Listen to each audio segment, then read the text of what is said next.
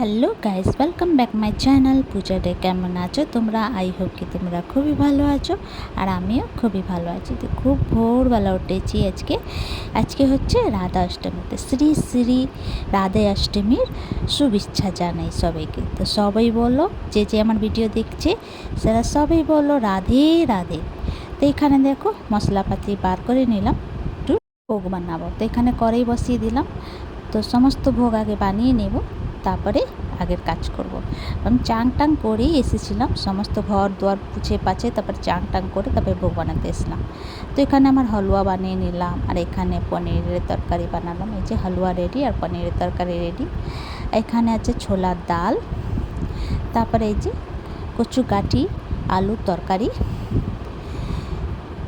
তারপরে এখানে কুমড়ো ভাজা, বেগুন ভাজা আর আলু ভাজা, তারপরে লুচি বানিয়ে নিয়েছিলাম, পোলাও আর পায়েস। তো এই ভোগ ছিল আমার রাধা রানীর। আগে আমি রাধা অষ্টমীটা করতাম না, জন্মাষ্টমীটা অনেক বছর হয়েছে করছি। তো রাধা অষ্টমীটা আমি এদিকে উঠিয়েছি। তো এখানে দেখো করতে করতে 9:30 বাজতে গেল, আগে আসনটা পেতে নেব। তো রাধা অষ্টমীটা আমার হাজব্যান্ড বললো আমি রাধা অষ্টমী করবো।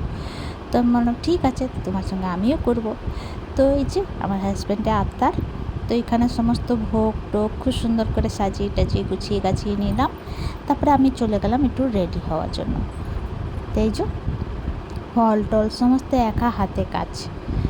তো এই যে গোপালকে আমি বসিয়ে দিলাম, খালি ঘরটা বসাতে আছে। তো কাপড়টা পরে এসে ঘর বসাবো। তো এখানে দেখো এটা রাধা রানীর জন্য কাপড় চোপড় আর কিছু সিঙ্গারের জিনিস। তো এটা রাধা রানীর জন্য। তো এই যে তো একটু বড় ব্লগ হয়ে যাবে, তাই জন্য আমি অর্ধেক দেবো। তো তোমাদেরকে আমার ভিডিওটা কেমন লাগলো, ভালো লাগলে প্লিজ লাইক শেয়ার কমেন্ট করো, সাবস্ক্রাইব করে দিও।